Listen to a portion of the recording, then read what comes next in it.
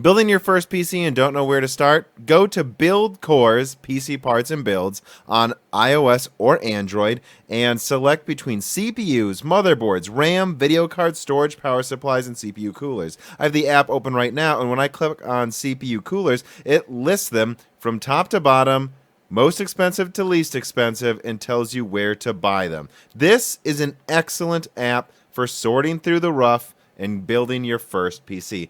Build Core's PC Parts and Builds on both iOS and Android.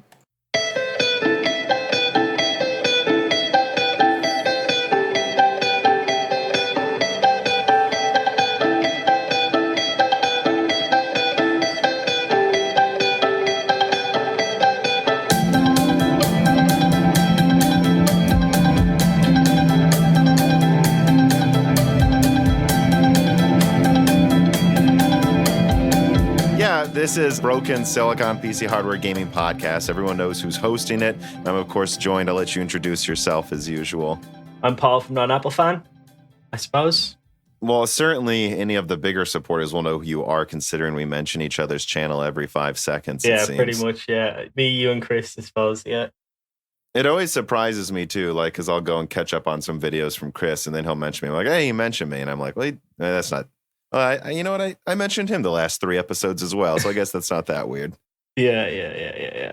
I think people think we're in some sort of cahoots, like we talk every day and like compare videos and I think we're just on the same wavelength. I think that's all it is. Yeah, it actually annoyed me for a little bit, a few of those times early 2019, where we literally had almost the same video come out the same day. And then and just because people kept grouping us together like we're the same person, I'm like, I don't think you get it. We're not the same person. We just literally 3 times in a row posted the same subject on the same day. It's all coincidence. We all literally got the exact same leak the same day, I think, is what happened. Well, yeah, for that one especially. Yeah. I'm always particularly amused when literally it's not something that's in the news that day, but was 3 days before, and then we have the same take about something no one else is talking about. Yeah. Well, I think sometimes what happens is I'll watch your video and it might inspire me to do it. Like recently you did a video pretty much about like gamers have been left behind or whatever like that, and creators. Yeah. And I pretty much did the same video, but I've proof that I was going to do that video, and it was me commenting on Hardware Unboxed, basically. Yeah, like 3 or 4 days beforehand. So I was always going to do that video. I just hadn't got around to it yet, and I did like shout you out in the video and say go watch his video first, so that you could like not feel like, because it was a completely different take. I think I got more ranty, more angry, and talked about a couple of different things, but. Yeah, I had, what did I call that? I think I had that on my whiteboard for a couple weeks, and then I saw the hardware. It's the general premise of that. And then I saw the Hardware Unboxed video, and I just let it ruminate. And eventually it all came together exactly what I wanted to show, especially seeing that 28 nanometer, which for those who don't know, we're referencing a video from Hardware Unboxed where he analyzes if things are actually that bad now for gamers. And to be honest, I overall agree with his sentiment. I think now is pretty damn good for the past 3 years, and there's been worse times before. But I really didn't. It really is only good for some people, and I can understand, even though, again, I agree with Steve's sentiment that things are pretty decent now.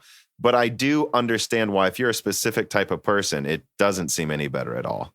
Yeah, well, for me, like I'm from the era of like you got into gaming PC hardware a lot later than I did.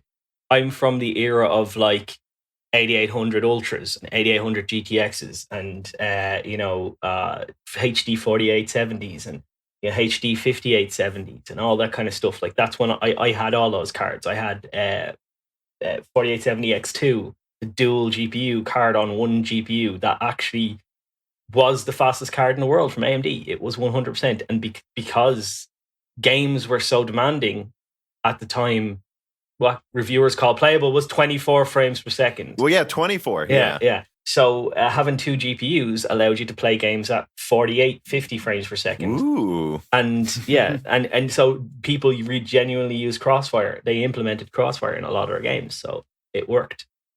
Yeah, I used Crossfire on my 6950s, and it actually worked pretty much every game, even up until then. I really think it was around Kepler and GCN where you just saw this, we'll say, unreliable Crossfire performance showing up. And it makes no sense to me why GPU developers, GPU manufacturers haven't pushed it, because you're going to sell double the amount of cards. Do you know, you're not in every scenario, but you will sell double the amount. I understand why they killed it on the low end cards. The NVIDIA drove that because they didn't want you to be able to buy 2 low end GPUs and not buy their high end GPU, the higher margin GPU. I understand that, but I don't understand why they did it on the high end stuff, because wouldn't NVIDIA like to sell 2 2080 Ti's to the same guy? Well, that's kind of how I think of Crossfire right now as well, is that I think we just need to accept that. I remember, again, in the 6000 series, my brother had a 6450 that was $40, better than the PS3. I mean, granted, the PS3 is like 6 years old at that point, but I mean, you could get some decent budget cards for pennies. And I remember seeing that it allowed 3-way Crossfire for some reason or something stupid. Like, they didn't care. And I think we can just accept it's probably not worth them. I bet it didn't work well because almost no one would do that. But I think we just can accept it's not worth their time to do it for the most part. But I don't get why they don't at least do it for like 2 select models and then just double down on making sure they work perfectly. Like, I agree. I think they should at least make the 2080 Ti and 2080 work, which I guess they do. And I think it would behoove AMD to like make a couple models work. Like, what if they just didn't even worry about almost all of the low end, but then they said, you know what? RX 590 is Crossfire, so does Vega 64. And they just made sure the drivers worked at least on those models for those who want it. Yeah, I think it'd really help AMD more than NVIDIA, because NVIDIA are always going to make the big, massive, gigantic dies that are always going to outperform ever. Because NVIDIA don't care. They know they'll sell whatever they make. So I just want to win. Whereas AMD, in the kind of, we just want to make margin, we just want to sell graphics cards, we just want to get mind share. It's pretty easy for them just to buckle down, make 2 cards that work really well, and they will give you the same performance as a high tier card for the same price. Like, what, 2 5700 XDs? If you could double the performance of them, even 80% scaling, you're up. And it worked in every game. Yeah, you're up past the 2080 Ti. So, I mean, heck, I would take it if they could just make it like, and this is what I wish they would do, and we're oversimplifying, right? But I'd be fine with it was just like 60% performance increase, but it was always 60. Like, something like that would be totally worth it. But I guess, that was a big initiative of Raja Koduri. He talked about that over and over, that he wanted multi-GPU, and the 480 was one of those mid-range cards that I think supported 4-way Crossfire out of nowhere, but that was it. He was clearly overrided. Yeah, I think it's basically the reason why it's happened is because this is the only thing that makes sense to me, is that a lot of people buy lower end GPUs. Like, they do not buy 2080s and 2080 Ti's. They buy 70 cards and lower. That's the mainstream. It's like the mainstream kind of budget. Budget is 200 to 300 quid, but then you got some people who want to spend a little bit more. I think that once NVIDIA stopped supporting them, people didn't want to, like, the game developers didn't want to make, Crossfire and SLI a thing, because most people use those lower end cards. It's the only way that makes sense to me. So if you want to blame somebody on killing Crossfire and SLI, blame NVIDIA, in my opinion. I agree. I mean, that's a whole thing. I'm going to move on. I'll throw in a reader mail here. Carbon Cry asks, why do you hate Apple so much? And in general, what's your opinion on pears? I do have to add on to that. I've noticed it looks like a pear on your channel's on your YouTube channel now. Yeah, because like Apple is such a greedy bastard company that they will literally sue anybody. So when I was going out to get sponsorships, the company said to me, do not have an Apple, because we would be worried that you would be liable. And if you're liable, then we're liable because we sponsor you. So I had to change it. That's what I assumed it was. Yeah. And why do I hate Apple? I don't hate Apple. Apple makes some really good products. I just don't like people getting ripped off. And I think that the stuff that goes into Apple products are exactly the same as the stuff that goes into everything else. And the leader... Especially lately. Yeah. And the leader in any sector that charges too much always forces other people to drive up their prices. Because if the leader can drive up their prices and get high margins, why wouldn't the supporting guys do that as well? And it doesn't mean they're going to be as expensive as Apple. It just means they might be 60, 70% as expensive as Apple, which leads to more people getting ripped off in the long run. So therefore, I called it Not an Apple Fan was the name of my channel. What a good segue, someone driving up prices. So this is going to come out around Christmas. I already did part 1 with Dan, which was really just talking about before we even had a channel. Part 2 was Chris. I think we mostly concentrated on the end of 2018 RTX and kind of the launch of Zen 2. And so I think if we can, we should try to focus on, well, I think the army of little GPUs, Threadripper, the 3950X. But I do have to ask, I think, to only be fair, let's not dwell on it. But what did you think of the Super launch one more time?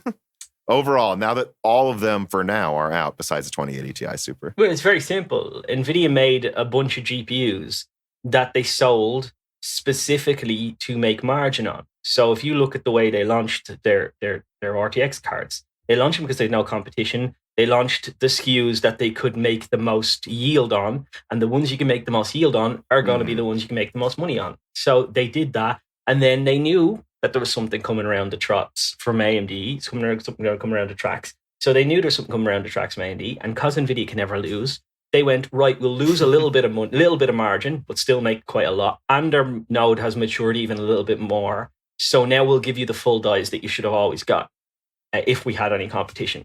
That's pretty much what the Super lineup is. It's only 5 to 10% at its highest peak, I think, with the 2070 Super, and it's like 4% with the 2080 Super. And then the 1650 Super is literally to put the frighteners on AMD and to control, like, can kind of control that market down at the bottom, because they want to sell you what is essentially a 30 card, in my opinion. It has 800 stream process, 800 CUDA cores. That's really, really cut down. And they just wanted to sell you that. But unfortunately, you start getting rumors and rumblings. And of course, there's people, they knew how fast the RX 5500 was going to be. So they just launched this card preemptively to kind of kill that dead. And it, by all intents and purposes, it's just a cut down 1660. So it's not even in the same tier of graphics card. And if you know how NVIDIA tend to work, they tend to make a tier of graphics card for each tier they want to set, each price point they want to hit. And they haven't done that with this one. So it's clearly just a reactive move. Yeah, and I think NVIDIA just wholly underestimated Navi. I think we all did. I think the most underestimation came from thinking, remember if you remember the Fury X launch where AMD put out this like press performance summary. I think it was an internal one, but they were like, see how the Fury X is better than the Titan Maxwell. And I remember looking at the settings at the bottom of the page, and they had like AF times 0, and then they'd randomly turn off MSIA but turn it on in some games, and some games were at medium, some were at ultra, and they were like, see, it's 5% better than the Titan. And I'm like, right when I saw that, I was like, oh, it's going to be weaker than the Titan if they have to cherry pick this. And I think when NVIDIA saw those charts of the 5700 XT and 5700, they're like, oh, they say it's 10%, 20% better. It's probably going to be the same performance. And then it came out and it was like, oh no, it is 10, 20% better. And you shouldn't have thought, like, AMD just doesn't really lie anymore. You're getting what you're getting from AMD. And I think that was the big underestimation NVIDIA made. And that's why this Super launch has been so staggered and frankly idiotic looking and confusing to most people. Yeah, but the 5500 has been a staggered, confusing launch as well. Like announcing it 2-3 months ago and then nothing, no MSRP, no nothing for God knows how long. Like it's crazy. That was a crazy launch as well. I think it's just they're trying to one up each other in a weird way because they just don't want to let each other, like, AMD are sick of being caught with their pants down, I think. And that's what happened with the 5700 XT. Like, I released videos. I was like, do not buy this card. It's stupid. It's 450 quid. It's going to be about as fast as a Vega 64, overclocked Vega 64. And do you know what? To the most part, with a Vega 64 overclocked, if you get 7% out of the memory, 7% out of core, you're not that off. And it's 2 years later, and it's 450 quid. The Vega 64 launched for 500 quid. For me, that was like, who will buy this? Because the people who spend 500 quid are not going to buy this. Then they dropped the price, and I was always thinking that, they're for me, I was looking at their benchmarks, like AMD have cherry picked these benchmarks. They've 100% cherry picked these, and then they didn't. So I was like, okay, right, it is 25% faster and it's 20% cheaper. I'm okay with that. I'm not blown away by that, but I'm okay with it. So much so that I sold my Radeon 7 and bought one. But like, because it's 1% slower than the Radeon 7. Yeah, but that's the thing that, for me personally, I'm over the complaining about prices. It's been talked to death. I've said everything I had to say, and sometimes I was pretty angry. I mean, again, the thing that angered me the most, again, it's not really NVIDIA, although that's its own discussion because they're a business. They're trying to make money. And it's not always the people buying them, but it's like when you have people who are supposed to be informed and are like, the 2060 Super fixes everything. And one of my favorite things I put in a video, I was like, yeah, look at that improvement. And I just showed 60 class GPU, $349, and I crossed it out now, $399. What a bargain. And it doesn't cost them any less to make. They're making probably bigger margins on the 2060 Super than the 2060. They just segmented that to 6 gigabytes because, I don't know, they can. And it's just expecting AMD to be a charity. It's a better deal. And now we have, at least in America, 5700s drifting towards $300, which is fine. And then the 5700 XT drifting towards $370.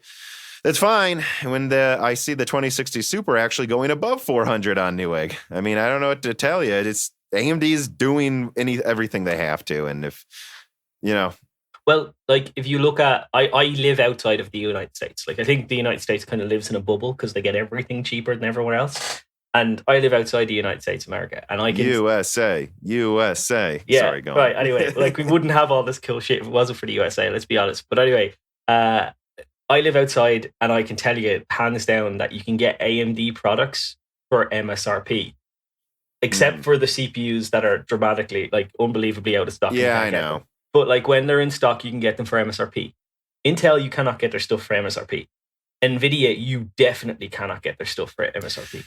Yeah, from what I can tell, it kind of varies from country to country. It seems like for the most part, lately, AMD things are at MSRP because I'll hear someone say, I'm in Italy, this NVIDIA card's double what it is in your country, and then the AMD card's actually cheaper. Every now and then, though, in Eastern Europe, I'll see NVIDIA's for some reason cheaper and AMD's more expensive. It varies. Well, I live in Europe, and I'm only talking about Europe because that's all I source my parts from. I can source my parts from any country in Europe. That's the great thing about living in Europe. Free shipping all around the country. No, we pay VAT. As long as you don't vote to leave Europe. Well, we're not voting. We're in Ireland, so we're staying. Woo-hoo. You decided you're still part of a continent. Yeah. But it's practically a country. It's like I can order something from Italy as cheap as you can order something from New York State or DC or whatever. DC is in the District of Columbia. That's it. District of Columbia. That's what I was trying to remember. Yeah. They typically get things from Virginia. But you know what I mean? So you can order from any state and you just pay the sales tax in that state, and I imagine you just get it. Yeah, you don't, or if there's some sort of federal tax on that as well, I don't know.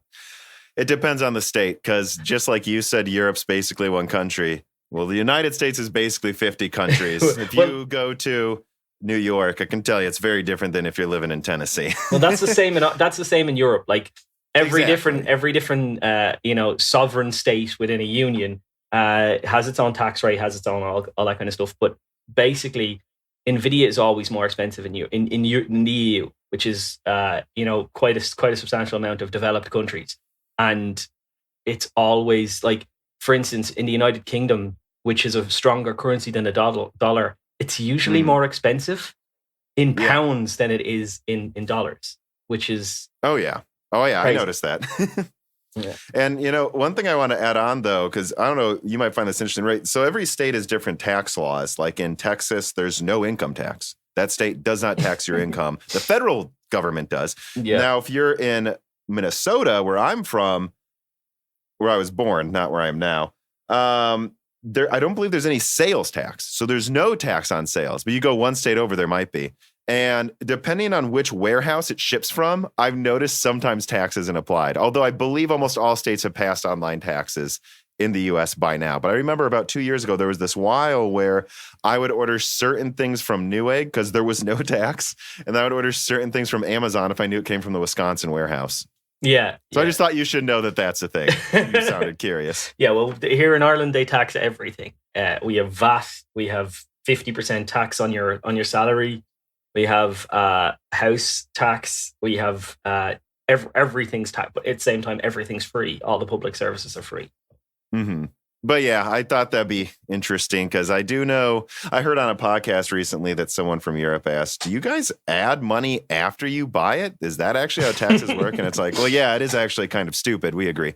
Yeah. But I mean, moving on though. I mean, let me throw in a reader mail because I think we got off subject. So Ike's writes in and he says R3, and when he says R3, he's talking about R3, R5, R7 processors. R3 seems to not really be coming for Ryzen 3000 generation. Could it come back with Ryzen 4000? It just doesn't seem to make sense for them to make any of these when they can just keep selling 12 nanometers for $120.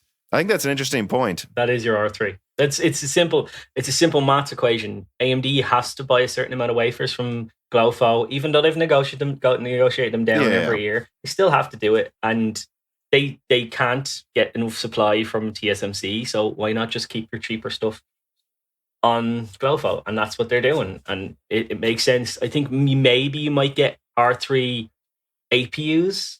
Maybe. Oh, sure. Maybe. Yeah. Next CES, because CES is when I think APUs will be launched, but probably just for laptop, for all I know. But yeah, I don't remember the die size of the 2700X. Do you? I think it's like 281 millimeter squared or something like that. Right. So on a node that mature, and they don't have to put GDR6 on it. They don't need to put this cooler on it. I mean, it comes with a cooler, but it's those things. They're making some profits even at $100. I'm sure. Oh, yeah, some really good profits. Yeah. So why bother trying to do this IO die thing? I think a lot of people are like, when are they going to bring, Zen 2 to this type of APU, or when are they going to do this? I'm like, honestly, Zen Plus is pretty good. They're probably going to keep selling Zen Plus based products for a while. I mean, they work just fine. And the 7 nanometer node is maturing a lot quicker than any other node. So that means that you're not forever then, but yeah, but that means you're not going to get as many dregs as you would on, let's say, the 14 nanometer, which means that it's going to be a problem selling those. Maybe you get a chiplet that has only two cores functioning, and then you can put two chiplets together to make whatever, because that's your dregs. They're not going to do that because you're getting more 6 cores than ever before. Like I think they're getting too many 6 cores, because you can see that they're trying to do that with Threadripper. Use as many 6 cores as they can, get them out of like. There's going to be a 48 core. I'm skeptical if there will be a 48 core at least soon, just because I've heard that the 6 core yields can have some sourcing issues though, especially in the professional market. Like that they're basically just not selling 6 core chiplets for the professional Threadrippers. At least is what that server guy said. I guess we'll call them individual ones since we both talked. Yeah. But so I'm not really sure, but yeah, it's like I think it's at least at 80% yields now for 7 nanometer. And so that means we're looking at tons of 8 core chiplets.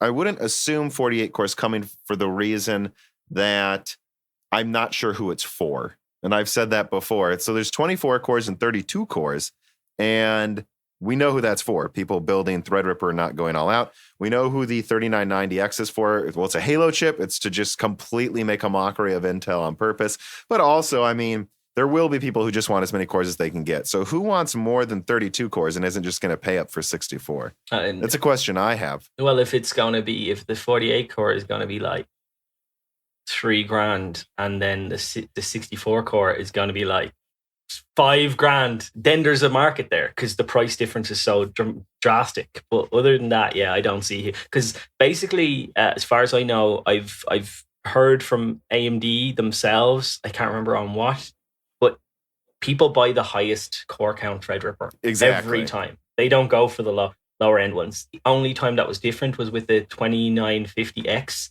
And that was because the 2990X was bad at all the other stuff, unless you were only using you were doing tile-based rendering or whatever, that kind of stuff. Yeah, and so that's my mentality, but it certainly could come eventually, right? It's completely up to AMD. The only thing that annoys me is we know there's a 3990X. We know there's a, 3960, 3970. And then I just keep seeing on Linus Tech Tips and WCCF @ 3980X. And I'm just like, you guys are acting like it's for sure coming. They only launched with 3 Threadrippers for the first gen. They went 8, 12, 16. That was it. They didn't have lower clock, higher clock versions. They didn't bring the 8 core back for Zen Plus, right? So it made sense why they had 24 and 32 then. But yeah, I don't know. I just wouldn't assume it. Yeah, but I just think it'd make a smart use of 6 core CPUs. Because I've heard that's the one that they're getting the most yield on is the 6 cores. They're the cheapest to manufacture, the 6 core ones. So it would be smart use of the 6 core chiplets. Well, I guess an argument I could make against myself would be perhaps what they could do with these 48-core, 6-core chiplets is just take some of the worst 8-core yields, but disable the 2 worst cores on the 8-core chiplet. There you go. You got decent 6-core yields. You can put that in Threadripper. Yeah, I think that's what they're doing, to be honest. I think the ones that just literally, because there's not a lot of people buying the 3800X. Don't understand why that exists in the first place. There's a lot of people buying the 3700X. There's a lot of people buying the 3600. And there's a lot of people buying the 3900. And I think there'll be a lot of people, all of the people who bought the 3900 are going to start buying the 3950X. They just can't get it in stock. So I have a video coming out today that I actually just finished, but I haven't uploaded yet. And so anyone listening to this came out a few weeks ago, but I'm willing to talk with you about it now. Let me know if you want a 3950X. I'll send you as many as you want because they are not rare in the US. I've been to 4 micro centers in stock on all of them for about 5 minutes, and they keep selling out. It's come in stock on Amazon multiple times. And I went to the actual, you can actually, there's this website, BLT Shop, and they actually show how many are in stock in each warehouse. Tens of thousands are in stock that they're moving every couple weeks. So at least in the US. So, so it's not the 3950X yield that's the problem. It's the demand that's the problem, is what you're basically saying. I'm saying the demand is astronomical, and that they're not giving them to Europeans. Yeah, probably. I think what's happening is that all of the people, I think the reason why it was delayed, and I said this in a video, was not due to clock speed, not due to yields, but due to why would I sell this chip when the 3900X is selling so well? Let's sell more 3900Xs, and then we'll launch the 3950X. And because I know for a fact that maybe 80% of the people who are buying 3900Xs are going to start buying 3950X. And I think AMD know that as well. So why kill your market there for a 12 core until you've sold out kind of the initial rush of 12 cores, and then you go the other one. And then what will happen is all of the people who already have 3900Xs will buy 3950Xs and sell their 3900X. I feel like, because that's the thing is, I really went back and forth on a lot of different types of things I could get. And I said, you know what? I'm going to spoil myself, but I don't need it. So I'm not going to be one of those idiots who pays $1,000 for it. And I'm not going to rush to get it. I didn't try to get it. I slept in on the day it came out. I didn't stare at my computer. So if I can get one, and it's actually not that hard to, I think I'm basically, again, by the time this podcast comes out, I'll probably have one, to be honest. I think I've got one on a back order that I'm pretty much guaranteed in a week. And I got another one from Amazon. And then it came in stock again on Amazon, and someone told me, and I'm like, I know. Well, I'm pretty good at it. I'm pretty good at getting them. I got the Radeon 7 when there was 52 in stock in the entire UK. 52 Radeon 7s in the whole entire UK. And I got one on launch day one. The great thing about living in a different time zone to the US is everything's launched at 9 a.m. the US time, which is the middle of the day here. So you don't have to get out of bed. You don't have to know anything. You just know what time. Yeah. And I have some contacts. And they actually launched it slightly early in the US too, I noticed. Like 1 hour before they usually do. So I was asleep. Yeah, I have some contacts who will tell me or maybe keep me one aside. Can't really go into it much usually. And the 3950X just was not a vet. Like nobody could get their hands on for me. So that's the case in Europe. As you say, it's everywhere in the US. So. And not in just Ireland either. I know in Portugal, we both also know someone named Celso from Cortex who has contacts as well. And he says it's basically not available there. And I started sending him all of my proof. And I'm like, again, I want to be very clear about my proof. Micro Center in Minneapolis, Micro Center in Chicago, Micro Center in Boston, someone who supports me, Micro Center in Baltimore. Now, the one in Baltimore, he said there were 4. He's like, you want me to get one? I'm like, sure. So he goes back. It was gone in an hour. So that's just how quick they're selling. And then, and again, I have like actual warehouse estimates, and I'm like tens of thousands. So, and I mean, think about it. It's like you said about the 3900X. There's been a lot of articles coming out lately about how well AMD's market share in the do-it-yourself market is doing in Europe. It's doing well in America relative than before, of course. But in Europe, it's like crushing Intel. Yeah. Like what I forgot what the German Newegg is. Heist.de or something like that. Maybe. I don't know, but like they're like showing their like sales numbers. That's like 4-to-1 ratios in the 3900X. Oh, it's Mind Factory. Mind Factory. I thought that's what it was. Okay. and they just can't keep it in stock, And then in Japan, I saw that it sold out before it even went live. Like somehow people had set enough aside for their friends that when the 3950X went in stock in Japan, people showed up and they're like, well, they're already gone. At $1,000 a unit. $1,000 a unit. Like that's not price gouging. I think that's just the way the conversion works and the taxes and all that kind of stuff. That's just how much it was going on price for in Japan. And people were like, yeah, have a bit of that. Yeah, and that's the thing is, again, as much as we complain about prices, I think we got to accept the demand is there. And I was talking to Cortex and I said, I think they should have charged $850 for this. And he just said, please stop giving AMD ideas. Yeah. Look, that's exactly what I feel like. I feel like they could have sold all of their SKUs for cheaper, but I feel like they undercharged for two of the SKUs. So it's like, what do I even say? It's like the whole pricing thing. And what I said is this: as long as you can get a 2700X for $130 in the US, what is anyone complaining about? I mean, if you actually care about price performance, I mean, that's what Dan just got. Dan just got 2700X. So, and that's what I tell pretty much everyone to get too. Yeah. Like, don't get it because I get some, big CPU. It's like, I think everyone should just be buying 2700Xs. Well, I've had a 2700X. I've had a 2950X. I've had a 1600. I've had a 2600. I've had a 2700. I've had basically just you name the SKUs, and I've had the 3600. And I can hands down say that I would take a 3600 over a 2700X. Are you going to call bullshit on that? But no, I wouldn't. I'd say if you're like a straight gamer, especially 120 hertz or higher, it might be worth it. It's more expensive though, right? It's not even that. It's the PC just feels that little bit zippier. It's one of those intangible things that you have to have both systems running at the same time to notice, and you would never notice it. But having had it, I would say I would go, like, I would never downgrade to it. Like, do you know what I mean?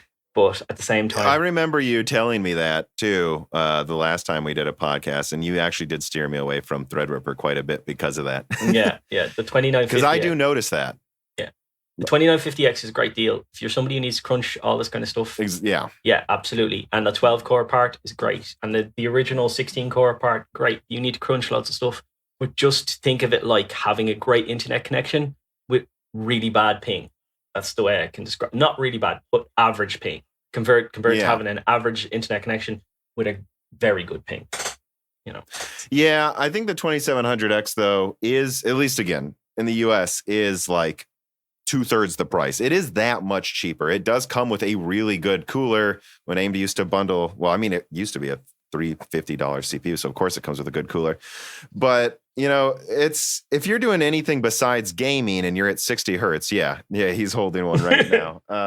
The Wraith Spire, it's the right Prism, the big one, the big bad Prism. Boy. Yeah.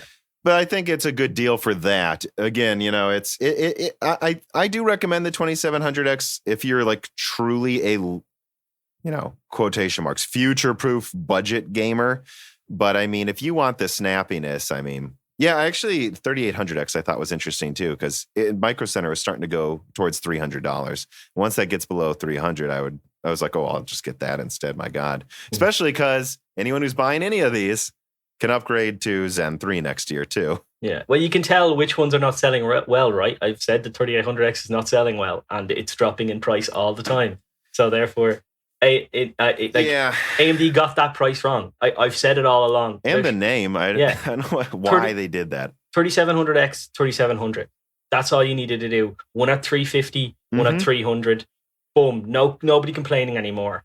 Everybody's gotten. I mean, they could have even gone 330, 380. It doesn't matter. It's just hilarious. And it was so obvious because it's a 65 watt 3700 TDP. Like, that's the 3700, guys, not the 30. Like, why are you messing up your whole naming scheme by moving everything around? Yeah. And if you want to save money, then you just put a Spire, because a Spire is a 65 watt TDP cooler. You put the Spire with the ring LED, you put that in the 3700X, and then you put the Prism in with the 3800X, and then people feel like they're getting value for going to the higher SKU, and that's your issue done. My whole problem with the pricing of the whole Zen launch was the 3800X. That was my whole problem. My whole issue was like, that was clearly should have been named a Oh, yeah. 2700X.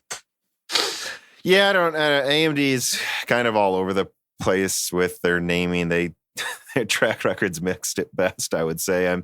I guess let me start bringing up some of. I mean, you're the guest. Some of your videos from this year. This is supposed to be kind of looking back on the year. So the first one I'll bring up is your big video on don't buy a 144 hertz monitor, because I think that is your most popular video. Yeah, it is my most popular video. It was kind of done on the whim of like David does tech stuff. I really liked him, and he could not take off. And I just did a video for the express reason to give him a shout out. That's the only reason why I did the video. I had 10,000 subscribers. He had like 1.5. And I was like, right. He has like 40,000, 50,000. Yeah, I know. That was at that time when I launched this. That'll tell you how big it took off. And I just kind of went, everybody go subscribe to this guy, everybody go whatever. So I was like, my whole thing was he was talking about 144 hertz, 160 hertz. And I was like, yeah, love the video. But at the same time, never buy a 144 hertz monitor, because once you do it, you can't unsee what you've seen. And it is so much harder to drive 144 hertz than it is to drive 60 hertz. And it's very much like the 2700X and the 3700X. Don't buy a 2700X. Absolutely, never buy a 3700X, because if you do, and for whatever reason you want to you come into hard times, and you think it's a great idea to sell my CPU and get 200 quid back and buy a 2700X, you will not be able to unsee what you've seen. So that was kind of that video.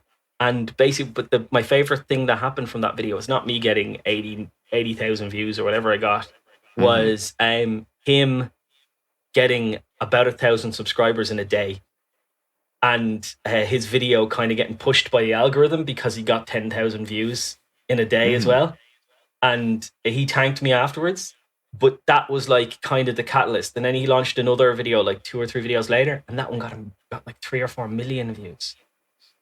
So it just goes to show you, like when you've got really good content and you do it and you hit the nail on the head properly, like he did.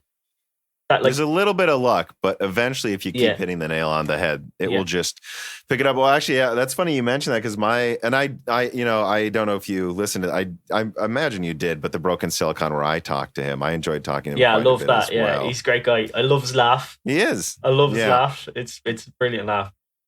I like how he says, "Yeah, no."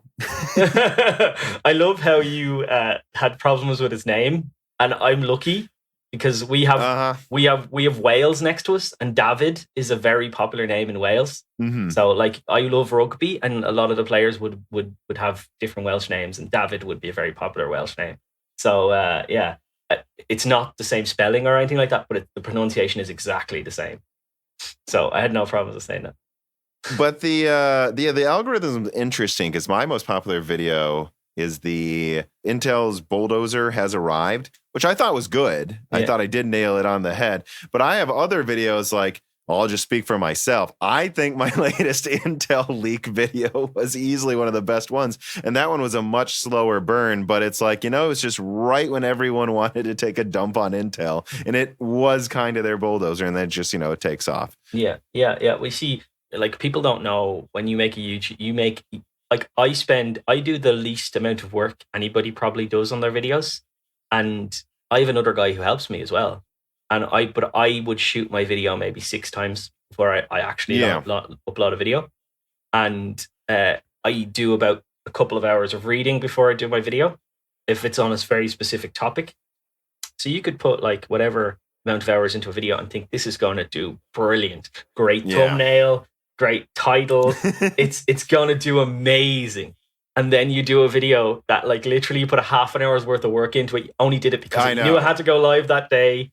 And all of a sudden you get like 3 times your average view count because whatever, the YouTube algorithm just said, have at it. And I don't know. I don't understand it. I will be honest. I suspect it's a little less algorithm, although that's definitely a thing. It definitely is. And some of it really is just luck. Maybe this one time someone did share it, and this one time you didn't get brigaded on Reddit, and this one time this didn't happen. So that's the only thing I would say is, if you want to help Paul or me or anyone, don't just, and I've seen people doing this, by the way. I think there's a few people that just insta post our videos in the AMD subreddit to instantly get downvoted to 1,000. Yeah. But I would say maybe don't do that, but actually sending it to someone on Facebook, actually maybe posting it in any other Reddit besides the toxic AMD subreddit, it really does help, because I do think a lot of my videos and yours that have done well just happen to be shared more that day too. Yeah. And so the only way to really ensure a video you think is good does well is tell someone about it, actually share it. Yeah. Or like, even if you are going to share it in the toxic AMD Reddit, share it somewhere. Yeah. Make sure it's an informative video that answers somebody's question, and be like, maybe you should watch this because this will answer your question. Exactly. Don't just, and I've seen that, don't just insta post all of my videos into the AMD subreddit, which I think some people are still doing, which I appreciate the support, guys. But I feel like if you do that, some of my videos aren't as good as others. And even if they are, they're just going to see me appearing every day. And they don't like that. No. And the amount of trolls in Reddit are like, dude. Yeah. I went onto Reddit for like, Reddit's not a thing in Ireland. It's just not a thing, right? We used to have a very famous forum called boards.ie. Went away, never that popular after like first 2 years. So we don't really have any popular forums in Ireland. But yeah, some people use Reddit, but it's not a big thing. So I just went onto it because I started a YouTube channel, heard that Reddit can be really good for a YouTube channel. Went on, started posting every now and again, just trying to give people advice. And I was like, yeah, no, not going to do this anymore. It's just too toxic. Sorry, just no. I think I did a pretty good job of kind of guerrilla posting when I had like 10 subscribers, but I don't remember when it was when I said, I'm done doing this, because I can see once you get to a certain size, it's going to be counterproductive. There's a certain amount where they will put up with smaller channels posts there. They'll be like, oh, I've never heard of this guy. But the second you get even like 1,000 subscribers and your stuff appears there more than once a week, they just will say, hey, this is the guy we're going to hate now. And I find that interesting. Well, that's why I could be absolutely hated on Reddit. I wouldn't have a clue because I don't go there. So yeah, like people could absolutely despise me. Not really worth going there. But what you can do is I've gone to the Reddit and I've just Reddit in general, just type Moore's Law is dead. And then boom, it'll just all of my posts. And what I'll find funny is the ones that don't get brigaded and be like, so why are they being nice to me this day here? Like, what's this about? But yeah, it's really not worth reading the comments though, because again, I found someone who wrote an entire report on why I suck. Right. There's paragraphs and supporting arguments. Almost all of it was putting words in my mouth and misquoting me. Well, it was interesting. The great thing you need to take solace on is that that dude doesn't have a life. And he had nothing better to do that day than tell people why he hates you. And like, that's, to me, a sad existence.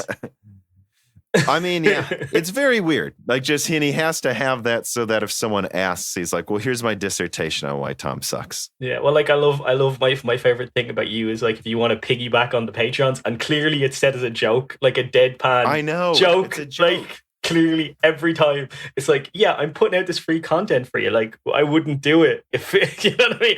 And it is literally just the Patreons. Yeah. And it's like, no, he's not saying it for any more patrons. He's clearly not doing that. He says when he just plugs his Patreon at the end of his video or whatever, and he says, please support me on Patreon. But every now and then he says this, and it's just a jibe. I think you start doing it now because it's a jibe at those guys who started making fun of you for saying it or whatever. Yeah, I did change it though. So first what I said is moochers, but apparently that has too many negative connotations. I was like, well, hitchhiker kind of sounds funny. So why don't I start saying that? And I actually got the idea from like another podcast I listened to where he called them freeloaders. But he's not serious. He doesn't actually think you're a freeloader. How many things do I watch without supporting? I mean, and then there'll be one guy in all caps just like, how could you say that? And it's just like, I think this guy's seriously mad and doesn't get the joke. Oh, and then one time I said to a guy, he like said why he thought I seemed disingenuous. When I replied to him, so I've noticed by your grammar, I'm just going to ask, is English your first language? Because I get the impression that you can't understand my sarcasm in any of these videos. And his response is, oh, now he plays that card. And I'm like, and are you going to tell me I'm wrong though? Because I'm pretty sure it isn't. Yeah, no, you're not wrong. And I get, like, we have thousands of comments. I have one guy called Darren Spooner who literally instant dislikes all of my videos. Yeah, me too. I don't know if it's him, but tells me why I'm a scumbag basically every video. But it's become a meme to the point where like I welcome him to my comment section now. And I never ban anybody. Like there's people begging me to ban people in my comments. I've never banned. I've only ever deleted racist slurs and all that kind of stuff. But other than that, yeah, I won't. You can say whatever you want about me, my wife, whatever. You say whatever you want. But like, yeah, when you see these comments in your comment section, and then you actually become friends with them because they get that they're just a troll, and they give up the troll and they just actually become like they get into the joke of like me being really nice to them and them being really mean to me, and then they're like, oh man, it's great to see you back again, and he's like, yeah man, I've missed you, whatever, it just goes on. So we've turned him into my friend kind of. The people I typically, it's only like 3 I blocked, is if I see someone in every comment section saying the exact same thing in all caps every single time, I'm like, this is just in my way. But I usually unban everyone every couple months anyways, just because I don't actually care. Yeah. It's just like, you just need a timeout. Yeah, you need to sit down and think about what you said. That's what you need to do. Go to the ball corner. What I did for a while actually is if I found a particularly stupid comment, I would reply to it and then I'd pin it. So that's the first comment everyone sees. And I thought it would be funny. People are like, why does he like this? He's like, no, don't. Sometimes Tom pins comments he doesn't like just so we can all look at them. Yeah, I was thinking of starting I did one video. I was thinking of starting a YouTube series where it was because I call people cabbages who are silly people. Mm-hmm. And I was like, I think I'll do a cabbage of the month video, like where I'll just basically make an entire video about that one specific guy's shit posts in my comment section for the entire month. And Darren Spooner won the first award because Darren Spooner. And I decided then that probably shouldn't be feeding the trolls. You know what I mean? So I didn't do it. Yeah, I've thought about doing that too. I'm just concerned that no matter how obvious I try to make it, that I don't actually care and that this is funny and that, hello, they're insulting me every day. Why can't I do this? There will always be people that are like, why are you picking on, I don't know where that comes from either. I've seen a lot of people. This is what I see all the time because I did a die shrink that I'll probably release into the main feed at some point, where I talk about online hate, where me and Dan actually went down the rabbit hole on Reddit, followed these people's post history, made notes, and started talking about all of them. And what I found is the downvote ratio for me, Chris, you, and Cortex is pretty much even. Yeah. Give or take per month. And Adored is the most hated, which again, I find hilarious. But I'm like, so who would hate Cortex, me, and Chris the same amount? Because we're like entirely different people. And I think it's obvious Chris goes out of his way to not offend people sometimes. Like he really wants to be understood. Mm-hmm. And like me and you will sometimes just make a video called Go Fuck Yourself. Yeah. and it's like, and then Cortex is this knowledgeable guy who clearly works in the industry. And it's like, so like, how can you dislike Cortex? And I make videos called Go Fuck Yourself. Why do you dislike him as much as me? And I'm like, it's just literally they don't like other people's opinions. And one thing I saw consistently were comments like this from the people writing the reports on why we suck. I can't believe people take them as gospel. And I'm like, no one takes me as gospel, I hope. No, I hope literally nobody goes out there and quotes my words as gospel. I would believe myself to be somebody who spouts their opinion online rather than a tech analyst. So, like, I would believe that I'm more than the average bear informed on the topic, but I'm not. I'm not an engineer. I'm a computer technician. That's my and some software and some networking. Like that's my expertise, computer technician. So like I can do system component level repairs on boards and stuff like that. That's my level of expertise. But I probably read more stuff on a daily basis about hardware than most people do. So therefore I condense it into an opinion and give you a bite-sized opinion every day. That's what I do. So don't take my word as gospel. I will make mistakes. I will say things that aren't correct. But on average, I think I'm probably more right than the trolls on Reddit who have nothing better to do than just say they don't like people because they don't. And these people, like, I won't name the YouTuber, but it's a very famous Irish YouTuber that Chris sent me a quote from, and it was about politics. And I don't want to go into politics here. Yeah. But I just basically said back, I know that guy in real life. I almost had a fist fight with him in a bar. I don't believe people who are completely cynical and are not open-minded and have no ability. Like, I will say I'm wrong and I will apologize if somebody proves me wrong. I think these people can't be proven wrong. You know what I mean? And this specific YouTuber who has like 3,000 or 4,000 subscribers, he can never be wrong. And he will fight you if you bring him. If you, let's say, for instance, said aliens don't. He says aliens don't exist, and I go, yeah, my best friend Dave is an alien. Seriously, and I bring Dave to him, and Dave is a fucking alien. This dude won't believe you. He just won't believe you. And like, that's the type of these are those people on Reddit that you try. Like, there's no point in fighting them because you'll never convince them of the truth ever.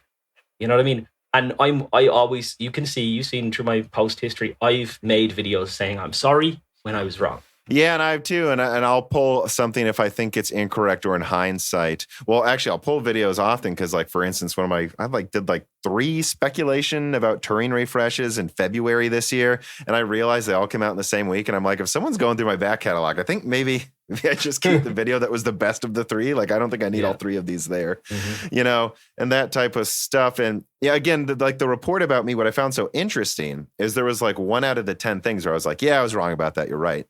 I'll just say it. But then the other 9 was just putting words in my mouth. Yeah. Well, look, as I said before, dude, don't feed the trolls. I was going to make that. No. And there's no point. But like, your Turing speculation videos, really enjoyed them. Watched every single one of them. So maybe you can do more stuff on Turing. That's what I'll say. I did watch them all. Well, thank you. Christian Hell writes in and he says, has Paul given up on ranting, though? He seems tamed for the most time now, and it's very unusual for me. Go watch my video of a while ago. It's the newest rant on my channel, I suppose. But yeah, I'm still ranting. Yeah. So like, I just thought that I decided to go down a path where I would try to be more rational. Yeah. And it has destroyed my channel. 100% destroyed my channel. Like, my view counts are down, everything's down. Subscriber numbers down, everything's down. So, well, I think a lot of it has to do with why were people initially coming to your channel, right? Yeah. And actually, you know what? I'll talk about this with you too. Is I think, and this is almost off, like, changing the subject. Can we both admit that if we do a lot of pro AMD stuff, we'll get more views usually? Yeah. I think it's like there's a group of the AMD people. Pro AMD or negative against NVIDIA. Yeah. Yeah. And like, I think that the issue with me not doing ranting videos, because that's my personality. That's not put on. I rant. That's what I do.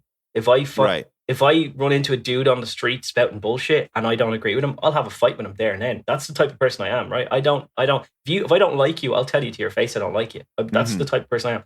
So I think that what happened was Turing happened. I got really angry for a while and just couldn't stop being really angry. And then AMD started to do a little bit of the Turing stuff, if you will. And I got a little bit angry about that. And I think that really propelled my channel forward. Then I did a lot of stuff when Navi came out and I was wrong. I retracted that because I'd said negative stuff. And then I went, well, okay, it's a 7 out of 10 launch. It's not a 10 out of 10 launch, it's a 7 out of 10 launch. Performance wise, it's 10 out of 10 launch, but just, a couple of things that annoyed me. Yeah, I remember. Yeah. And then from then on, there's nothing to rant about. I'm not going to rant about something. Like, I could rant every day if you want me to rant. Yeah. But put on and there are some channels that just do that. Yeah. So I'm going to have to suffer through the pain until there's something else to rant about, realistically, Well, yeah, and a lot of my early stuff was a lot of speculation videos, really just simple stuff like you saw, where I'm just like, well, here's the die size, multiply it by 1.5 there. All right, so this many cores, that type of speculation. And I think I did get Zen 3 when I really shouldn't have. Like, I now know Adored told me he apparently had the entire Zen 3 roadmap for 3 months before I made my video about it. So I did pretty good with that, and then people will say, like, well, why are you talking about this thing on Reddit? Why are you talking about this? And it's like, I can't just give you a Zen 3 leak every week. So at a certain point, whether you lose views or not, you have to come to the conclusion of, well, what can I sustainably talk about, right?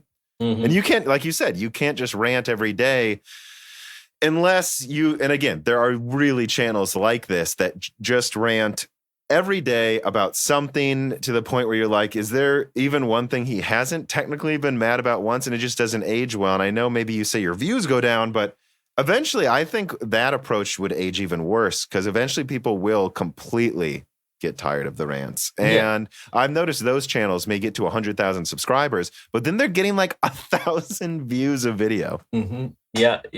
It's like I did one sponsored video and I did it about something that I didn't agree with. Mm-hmm. And I won't name the video, but I did it because the money was good. Like it wasn't shilling for anything. It was just basically a showcase of something, and it said showcase. And I that didn't sit right with me, so I probably won't do any of that ever again. But like you just have to try things. You have to try everything a little bit in YouTube. You have to throw so much shit at a wall and see what sticks. That's the way you do YouTube. But there are people who drive the one thing all the time, and I think they're the ones who fail. You know, people who just narrow focus, beam in onto one thing, and then that becomes the thing that people get fed up with, and they don't watch it anymore, and then your YouTube channel dies. So I'm trying to diversify. I'm trying to talk about general tech. I'm trying to talk about maybe get some smartphone talk in there as well. Some general technology, some general futurism. Like Jim beat me to the punch, and that's what I before Jim, before everybody else, what I've always been into is futurism. So like that's always been a big thing of mine. And I've got an editor now as well. So somebody who's going to edit all my videos and do proper jobs of them. I've got like DSLR cameras and stuff. So I'm going to change up everything that I do. Bring a lot more production quality and value to the whole channel. But there will always be a rants on my channel because that's the person I am. I can't change that. That's who I am. It's the type of person I am. I'm always going to rant. Yeah, and I think sometimes you don't even really know what you want your channel to be for years. Like, in the part one of this, you'll be able to listen to it pretty soon. I showed Dan in real time, like I handed him my headset and I'm like, right, so watch this video here while we're recording the podcast. And it was a video I made in July of last year, months before I ever had a public video, that I uploaded and never released because I'm like, this is shit. And I let him watch it and see like what my original idea for the channel was. And he's like, man, he was just laughing and describing it. So I don't think I'm going to put it public, but what I will do is probably at least put the thumbnail and a couple snippets without sound so you guys can see how just like a complete asshole I look like a cabbage, as you would say. You need to send me the link to that and then just delete it because I have to see it. You have to share it. Do you have it uploaded, like privated, or is it? Yeah, it's up there. Yeah, I have to see that video. I'll pay you to see that video. Yeah, in part. Oh, it's real bad. In part one, you'll see it. I've decided I will put a lot of it actually into the YouTube version of the podcast so that while Dan's describing it, I'll like make pictures and snippets of the video pop up so you can see what he's talking about. So that'll be there. And, anyone listening to this has probably already heard it then. But, and I think, like I discovered that I like doing interviews a lot.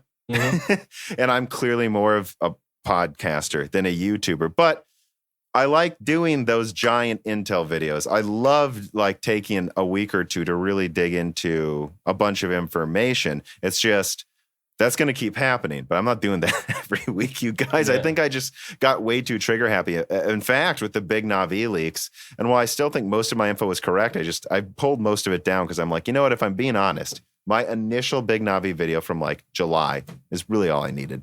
Yeah. Yeah. But the thing is though, when you find something that sticks, you have to it's the algorithm.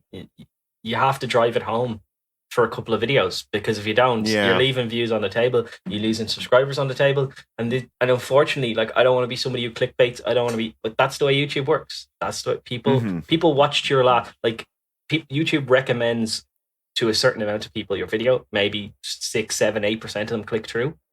And YouTube then decides if it's 7%, we're going to recommend to more people the next time. And if it's 5%, we're going to recommend to less people the next time. That's the way YouTube works. So if you want your YouTube channel to die, you don't drive these things home, It's unfortunate, but that's the truth. So let me steer this back to like the hardware launches at the end of this year. Although I think that was actually a really good conversation. I'm not I'm not sure how much more. I think we actually almost touched on all of it already.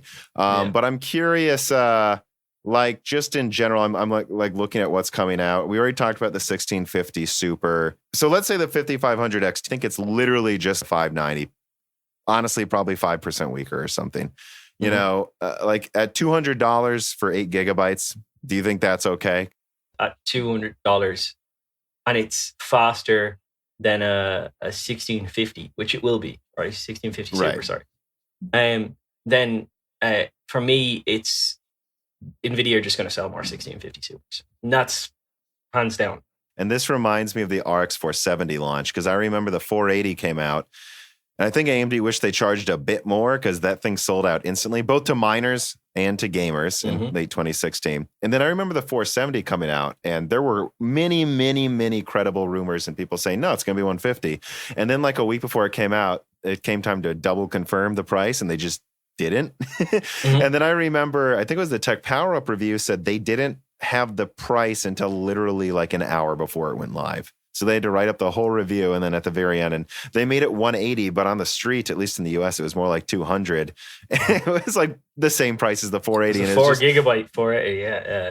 And so that's kind of what I see going on now is they really don't know what they want to charge for this. They just don't know. Well, you see, that's the problem with, as I said before, and I know that the super card, outside of the super cards, the RTX cards were priced backstage for Jensen walked down stage. Those slides were like, I think they had different variants of slides, and they just went with whatever slide they agreed with beforehand.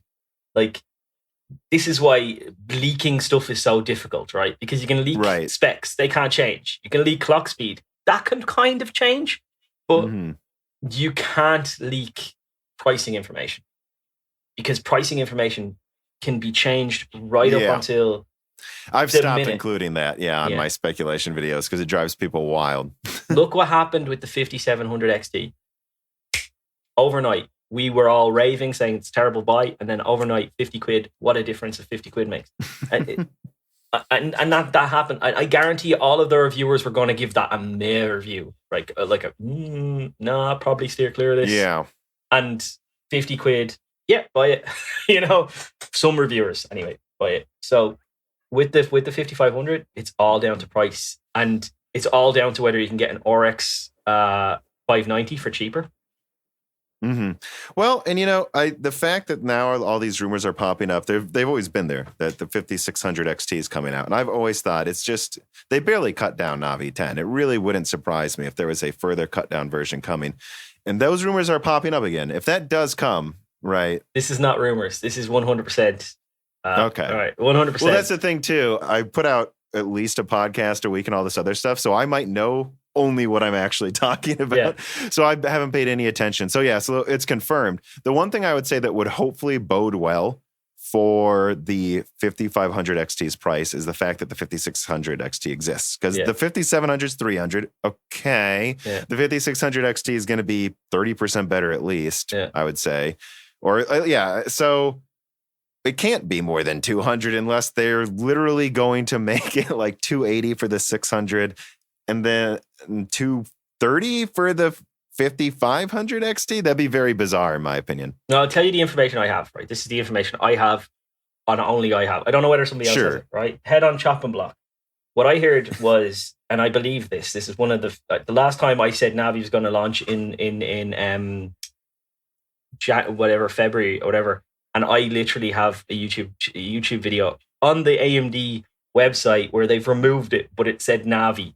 Like, we've got loads of interesting stuff coming up over the next couple of weeks, and it said Navi underneath in quotation marks, and they removed that. That's that one literal frame. So I was right about that as well. So that's the only time I've ever put my head in the shop block, and I know I was right, but like I was wrong because it didn't. 5600 XT is going to be Navi 10 cut down. It is essentially what we've been hearing as Navi 12. It's showing up in drivers as a 256-bit bus because it has 256-bit lanes, but it's one DIMM removed. So that brings it down to 6 gigabytes of RAM, and it's going to be like, do you remember when the HD 5870 came out? Yeah, and then there was a 5950 or whatever, or 5850, sorry. 5830. And then there was a 5830. Exactly. So Yeah. that's what it's going to be like. And that came out months after. And that was the way it was described to me, which will mean that the card will come so close to the lower end, so that it will come very close to the 5700 in performance when overclocked and all the bells and whistles are unlocked. That the only way to stop that from happening was to remove one of the RAM DIMMs. Well, there was also the 7870 XT, which was, a 256-bit version of a 7950. Yeah, basically. Yeah, exactly. That was the way it was described to me. So I believe it. So that's all I can say. Pinch of salt, all that kind of stuff. But that's what it will be. And it's going to be like anywhere. Like pricing is all over the map. So I won't say about pricing, but anywhere from 300 to 250, basically. Yeah, and I remember my 5600 XT speculation video from just months ago. I think that was one of the ones I did in a hotel room. I was like, yeah, it's probably going to be a slightly cut down Navi 10 more. Like it'll be like 1792. And I think there's a decent chance they'll remove 64 bits of that bus because, they can. And if you look at the way they design Navi, it's very easy to just disable parts of quadrants. So, if you look at the way NVIDIA's been designing their cards and they've basically just been taking it's same PCB, same VRM, everything is the same. They just take a chip off. That's what they do. And exactly the same with you're always going on about the 2080 Ti being a cut down die. What I found is really ridiculous. I got a tweet the other day. How do you know that the 2080 is a cut down die? I was like, literally take off the cooler and look at the part where there's pads for RAM slot. That shouldn't be there. In other words, there's traces for that chip to actually have a full memory bus that they just haven't implemented. Look at the fact it has less shaders than the Titan. All this kind of stuff. I just went on a tirade for them. But that's what NVIDIA have been doing. So why shouldn't AMD do it? Yeah, and the difference for me, at least, between those is when I look at like the 1080 Ti and the 2080 Ti, it is purely segmentation that they remove. A GDR6 RAM chip is $5 to $10. So they're saving $10 and they're removing more than, $10 worth of performance, but it's so they can segment it. I had a few people say it was because the AI programs they run need 12 gigabytes. So they're trying to force you to get a Titan. That's why they did that with the 1080 Ti too. Even just one less gigabyte than the Titan for certain workloads mattered.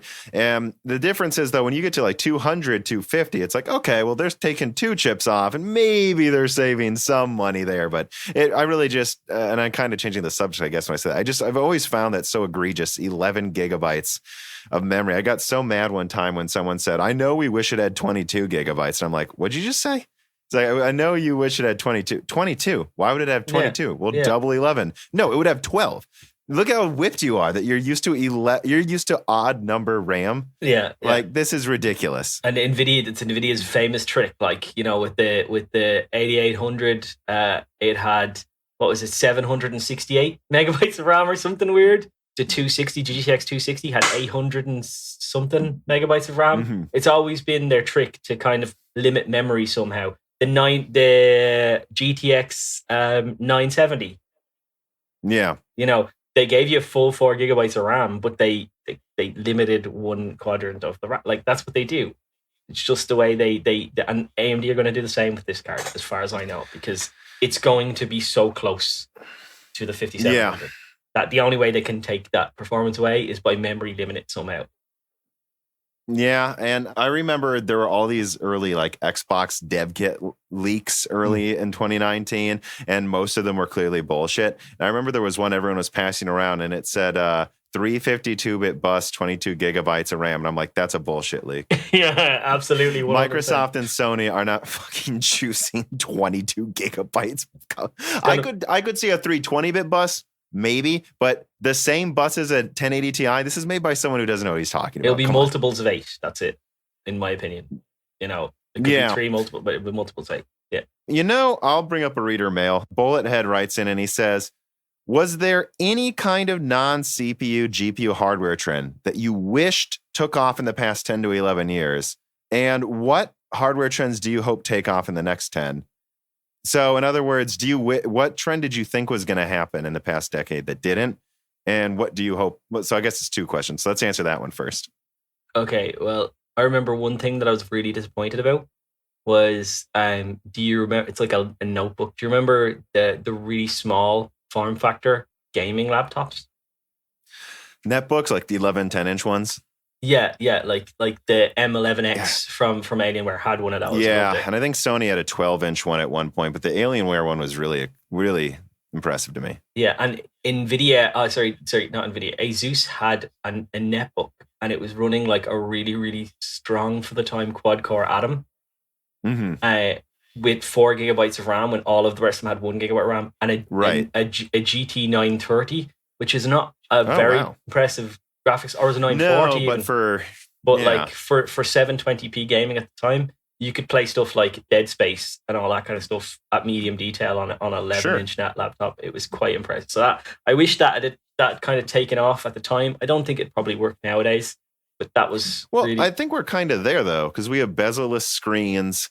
And so a 13.3-inch, if you actually look at the dimensions, it's actually the same size. Actually, it's smaller than the Alienware 11-inch screen that they had.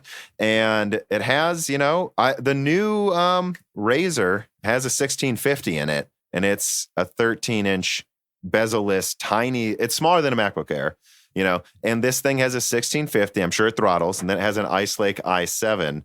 So that's $2,000 though.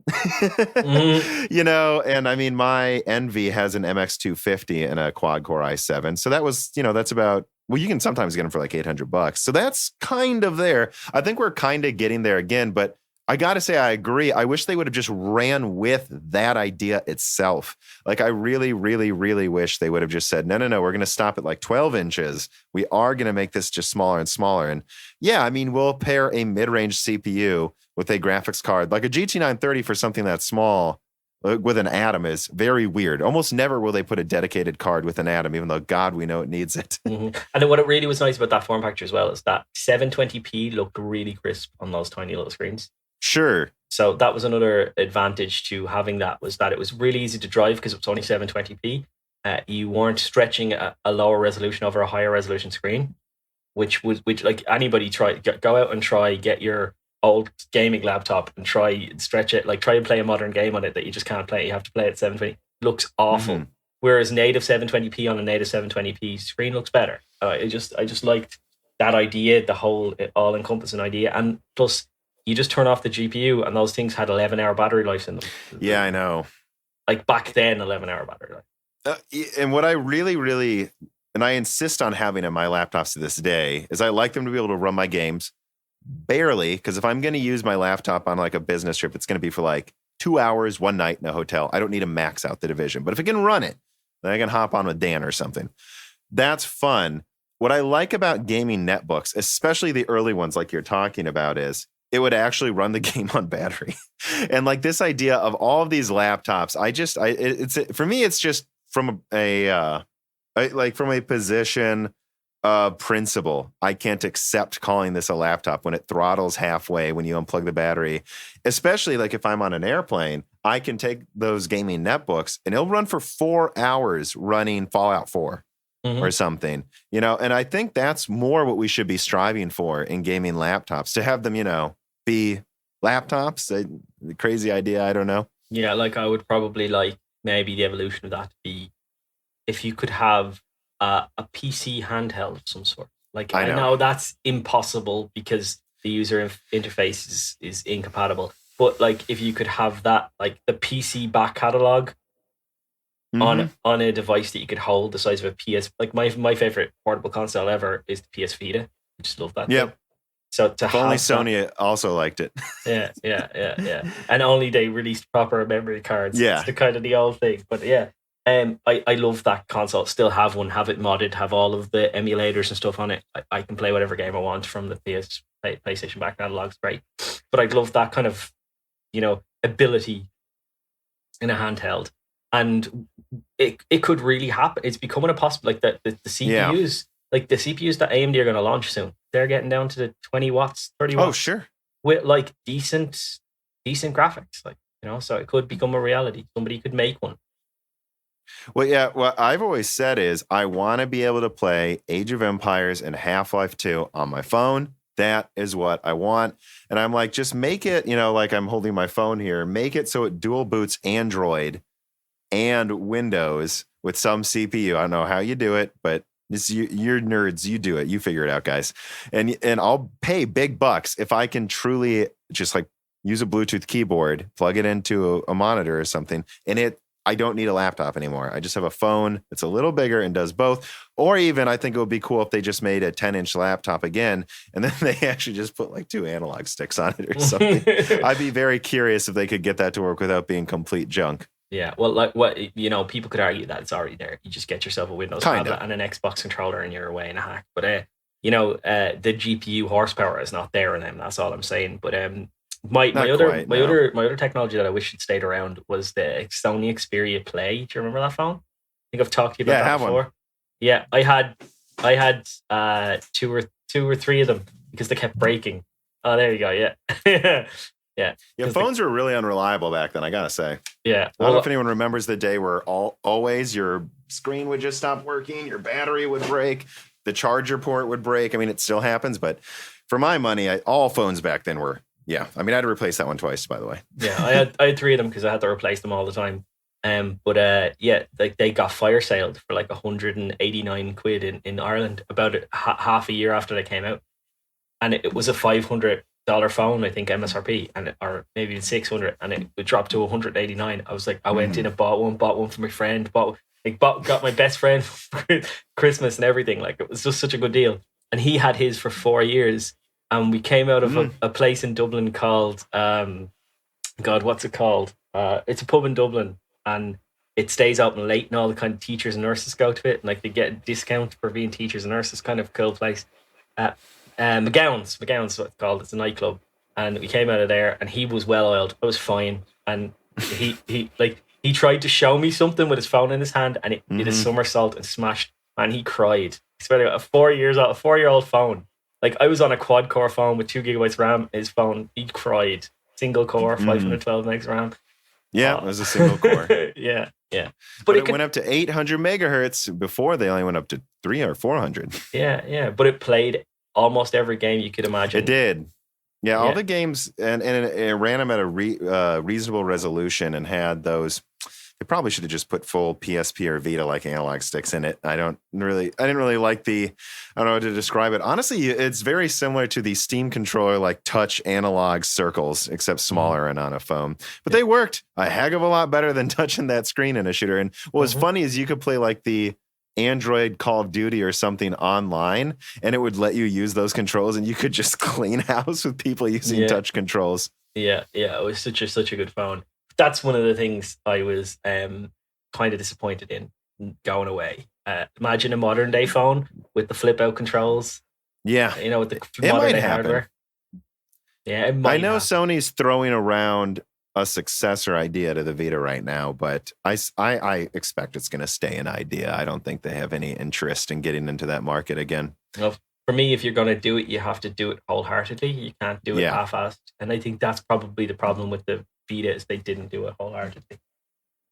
No, they did. The design was perfect, and I think around when it was coming out, they realized they just didn't care anymore. Yeah, everybody go buy a PS4. That's what kind of happened. Yeah, sad times. But yeah, so I guess I'm getting a little tired here, so I guess I'll try to end it on one bigger question. Let me ask this: is there anything specific from this year you want to talk about? Yeah, the Threadripper launches, I suppose, were a big point of contention with me. I understand why they launched. I understand the way they launched. I understand the reason for them having to launch the way they launched. But for me, going back to what I always said, point of entry is always a big thing with me. And I remember when I could buy an i7 920 and an X58 motherboard for 200 quid and 250 quid for the CPU and get into the HEDT platform. I could get all those PCI Express lanes. And I understand AMD's approach to that is, look, you can go get our lower end HEDT. But what if you're somebody like me who's experienced the Zen 2 cores? Yeah. Someone offered me a 1900X. I don't know if you saw it in the video, for free. And I was like, but then I'd have to buy the more expensive motherboard. I don't think so. Yeah, I want the price of entry to be lower. That's all. I just think that, right, granted, don't give everybody 24 cores or whatever. But if they'd offered a 16 core variant for 750 quid, very much like they did with the original Threadripper. Well, I think they might, though. Yeah. I don't think they will, but it's always an option. They could even call it the 3940X, and they could make it weaker than this, Yeah. They could do that. I wouldn't rule it out. They probably won't, but... Yeah. But, there is room there, name-wise, to do it. But, I think if they'd have lowered the margin, the margin to entry or whatever, and, that, for me, I would have been absolutely delighted with. I understand they're just trying to say, well, look, if you need a budget one, go buy the other one, or you can buy this perfectly good 3950X, which, but what if you need, I know somebody who runs a 1950X and they run 250 gigs of RAM, 256 gigs of RAM, or 128 gigabytes of RAM or something like that. And for their specific use case, their only option to keep that amount of RAM is to go up to the ridiculously expensive. So they have 250? 256 or 128. Okay. I can't remember. Because 3950X supports up to 128 of ECC memory. So this is my point of contention, too, as I'm realizing. I just don't think most people need that. And I think I think there was this, I don't know if you saw it. I mean, I called it the happy accident where AMD was forced to price things ultra competitively. And by accident, that meant that if you didn't really need all the I/O, you could spend that extra $100 if you kind of did, and it would be worth getting Threadripper. And I just think those days are over. Like they've decided, hey, X570 is better than, well, it's kind of better than all of Intel's HEDT. So if you want, you can get Threadripper, but only if you're actually, what did I say to Cortex? I think AMD's decided that their HEDT isn't for posers anymore. Yeah, well, this guy isn't a poser. Like, he uses it for sure. And but and I know a few people on my Discord who do very similar things. But Mega Moise from my old Discord channel, he's properly, I can't remember exactly what he does, but he uses his PC for work and he needs that. And for him, he's like, the price of entry is too high for me. I'm just gonna have to keep my 1950X, but I want something better.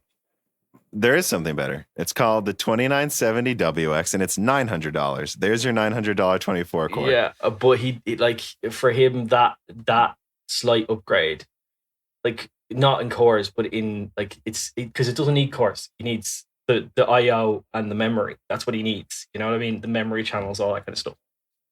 And for me, it's just I know that AMD would drop the prices in a heartbeat if Intel had competition. If Intel got their 10 nanometer process right, these would all be cheaper.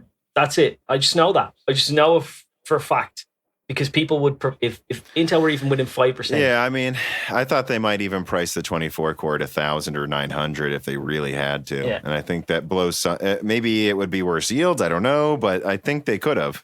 Yeah, I know they could have. And look, I'm sick of talking to death the same way you are, of talking about price cuts. I genuinely am, right? But at the same time, I just know that they're only. It's not the fact that things cost this price, because I understand they have to cost that price. I understand that it's a business decision. I understand everything about it. I understand the reason why it exists. Everything. I just don't like that AMD went so quickly into Intel's mentality shift straight away, and I know that will continue on.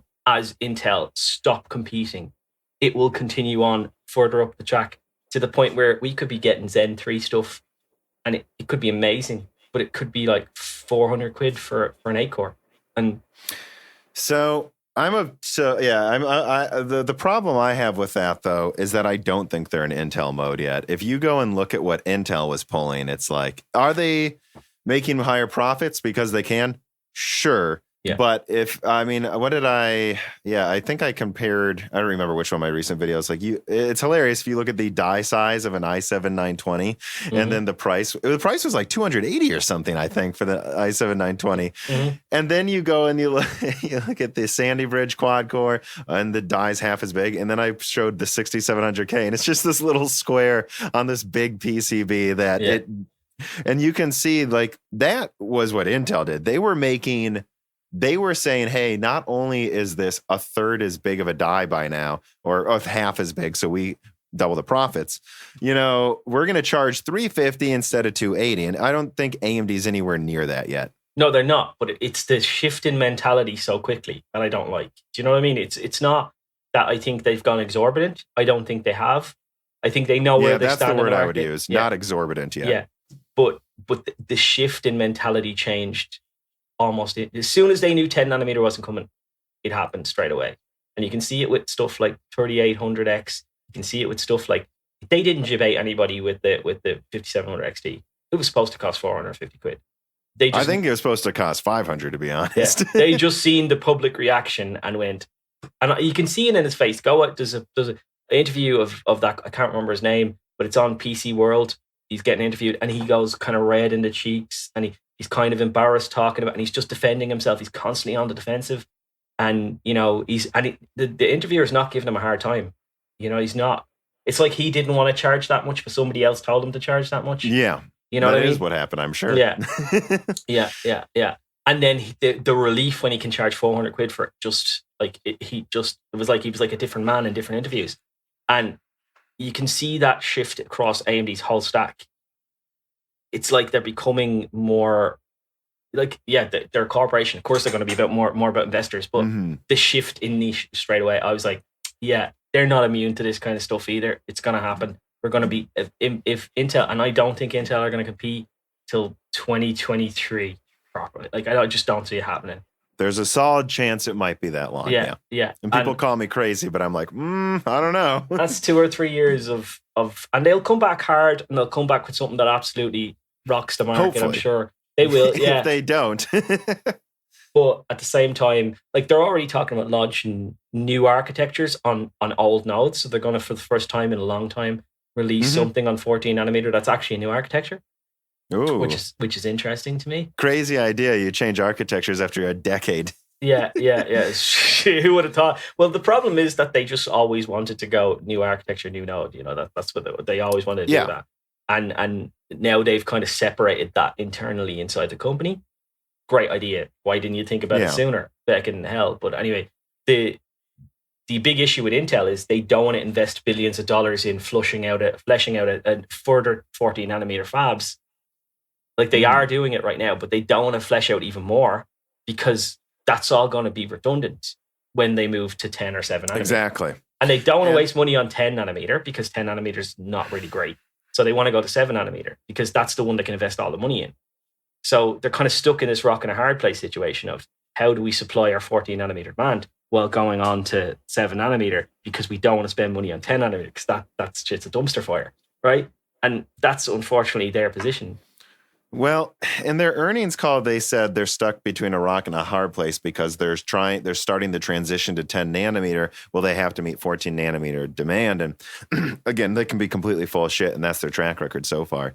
But at least some of the people at Intel are saying to me, no, we're saying everything Adord said is correct. No, they were going to effectively cancel the 10 nanometer. But, and this is his words, I'm telling you it's working better now. Like, that's the whole reason they're going to launch an Ice Lake Xeon. Now, as well as it should be? No, unlikely.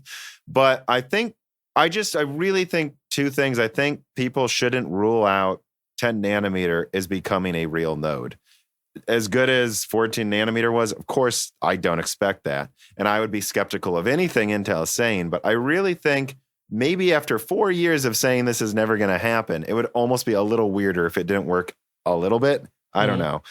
And I could see them doing a hybrid launch. That's what they're doing on laptop. They could bring 10 nanometer to desktop. It's just going to be way too late already. But yeah, well, see, that's the problem. It's like but they know it's not good enough to invest all of their money in the full transition, and they know it's too late. And they're already on the next stuff. They're already working on the next. So that's the problem. Is the only way these yield issues will go away is if they completely commit to 10 nanometer. And I'm not saying that 10 nanometer won't get right. I'm not saying that 10 nanometer is not going to become a great process. What I'm saying is at least okay.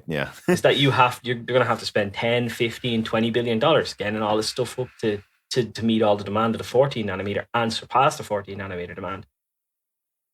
I don't see them investing that much money in that. I think they're going to try and use, as you say, a hybrid approach to what they've already got in 10 nanometer wise, and try and then build out their 7 nanometer to hopefully come in 2022, 2023 to take off that. Well, that's a thing people keep saying too, is they need to get to 7 nanometer in 2021, 2022. And it's like, just to play devil's advocate, maybe they want something, maybe they just need 10 nanometer. And that's a thing that at least people working at Intel, and you know people at Intel, so I don't know how much they know, but because it is a big company. That's another thing people don't understand is it's like, well, this guy at Intel says this. And I'm like, yeah, they might disagree. It's a gigantic company. Yeah.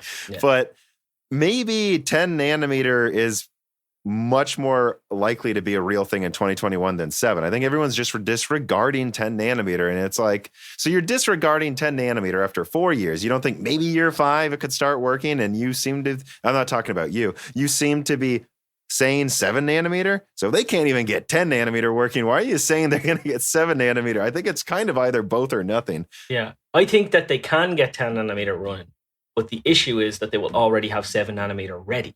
So the problem is, do you invest all that money in fleshing out your 10 nanometer when you're already ready to go to 7 nanometer?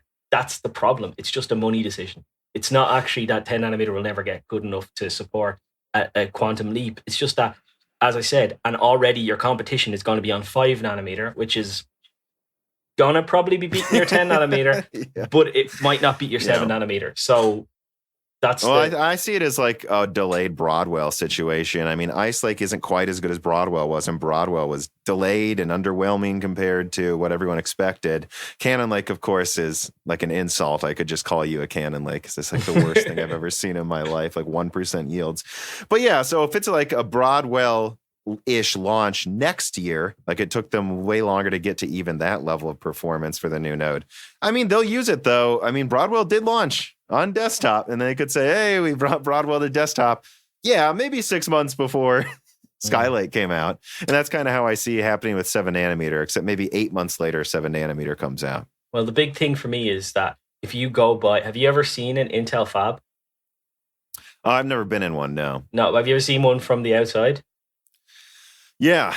Intel fabs are for people who don't know, there's about 13,000 people working in. Yeah, I wasn't sure exactly what you'd say, but my thought is enormous. They are so huge. It is. You're essentially building a small city when you're building a fab. That's what you're doing. So I love when people kind of think that this production is going to come out of nowhere and it's just going to. Oh yeah, I know. Material. I agree. No, when 7 nanometer is ready, that just means they've designed a machine that will work. Now you have to build a big, huge factory to hold the machine. Then you have to put the machines in. Then you have to build about 20 or 30 of those machines. And then you have to get people to all trained up on those machines. And then you have to, and it takes years for that to happen. And people think it just materialized. Drive by Intel. If you live in Ireland, if somebody listens to this and you go, drive by the Intel plant and just have a look at it, it will blow you away how big that place is. And the clean rooms, everything that's in it, and how the wafers are, it's a crazy, crazy process. And I'm thrilled that we have one here because it's great for deployment. What I would say then is, that kind of leads into what I was saying though, is it's like, that's my point though, is everyone's like, they just need to get to 7 nanometer. I'm saying they can't just get to it. Like, that's why it might behoove them to have, and that's what I think we're going to see though, is look, I think 14 nanometer is the standard in Intel for the next 3 years.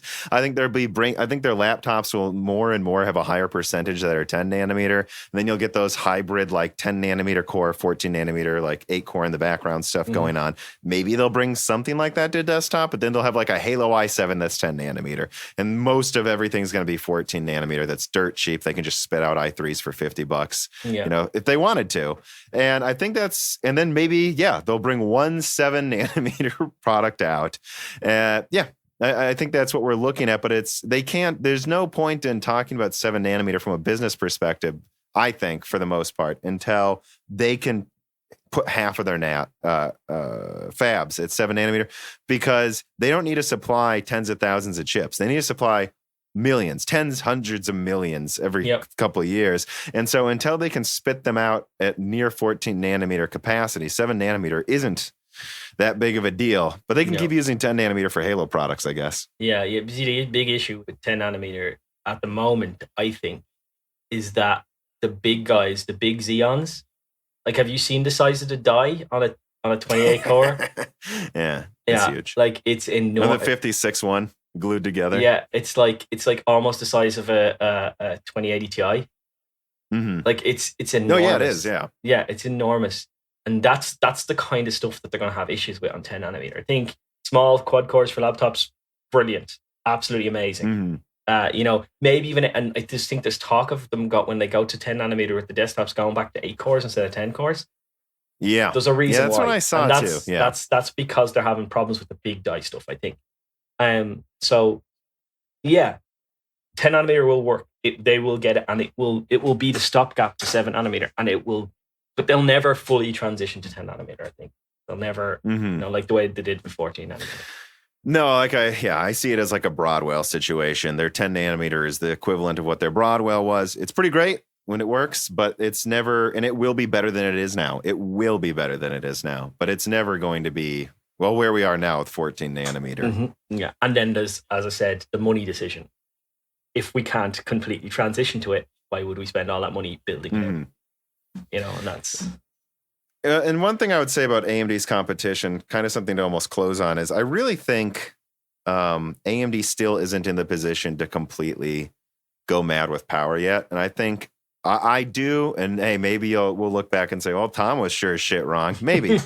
But, maybe 1 in 4, 50% chance I'm wrong, actually. But I think when I look at what Rocket Lake's going to be, I still don't see the room there yet for AMD to go completely mad with power. Although I think what you're seeing in Threadripper, it's not coming down in prices soon. I mean, when you look at Rocket Lake at 5.2, 5.1 gigahertz, they had to Comet Lake, they had to delay that because power delivery issues. And so that's coming out mid next year. They'll have 10 cores at above 5 gigahertz. Even if it doesn't sell for 500, it's so cheap. They could sell those for 300. They could sell the equivalent of what a 9900 KS is right now for 150. And I just think that's enough to keep AMD competitive at least through 2020 and probably into the beginning of 21. But yes, keep Intel competitive.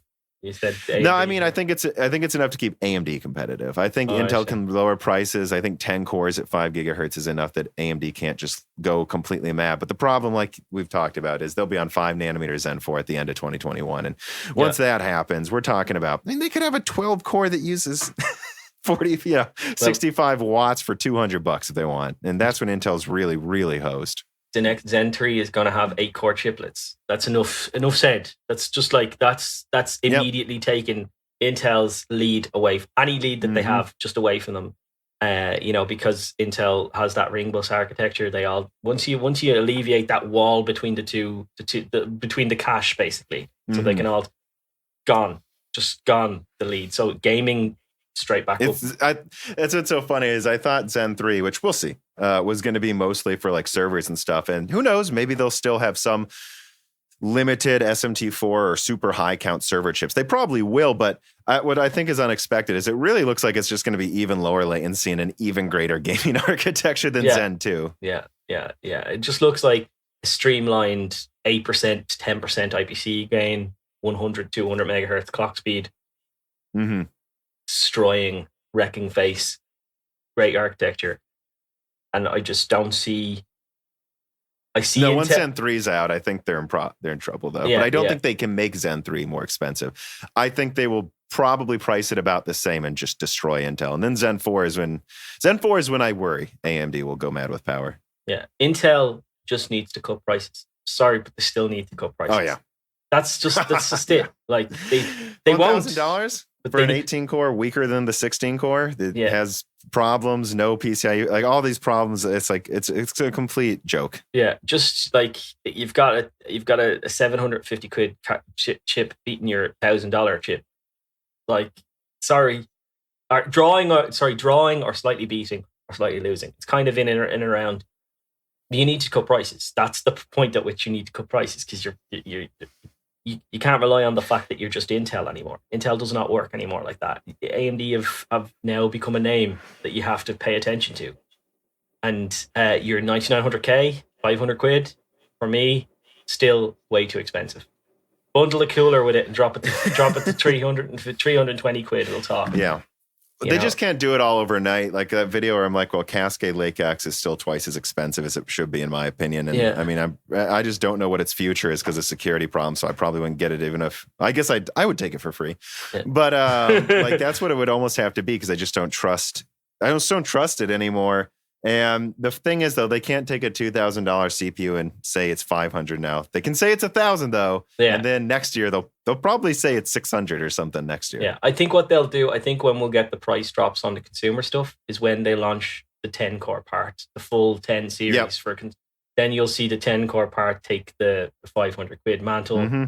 You'll see the maybe the 8 core come down to maybe 300, 350 or something like that, and then they'll do the 6 cores with hyper threading and stuff, and it'll just kind of filter all the way down. And that's just Intel's modus operandi. They don't drop prices. They save face and launch a new architecture. And it was always our plan to bring price. We're bringing value to consumers. Yes, that's what we're doing. Exactly.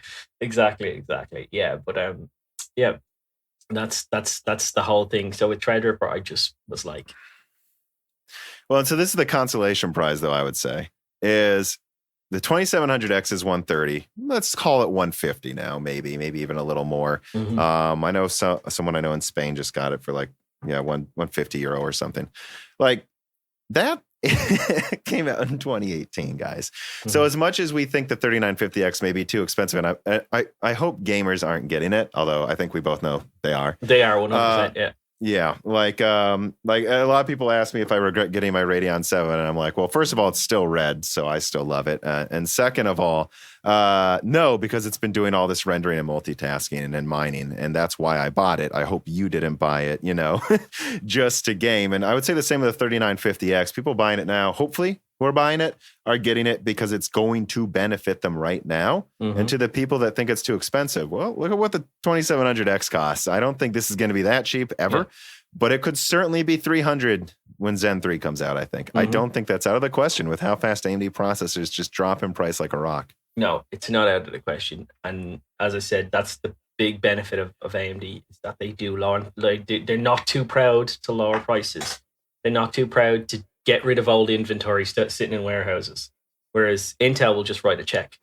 They'd rather write a check than sell their old inventory, which is like you can see now there's old Intel stuff still being sold on Newegg for more expensive than the new stuff was. Like you can get an 8 core for like 700 or 800 quid.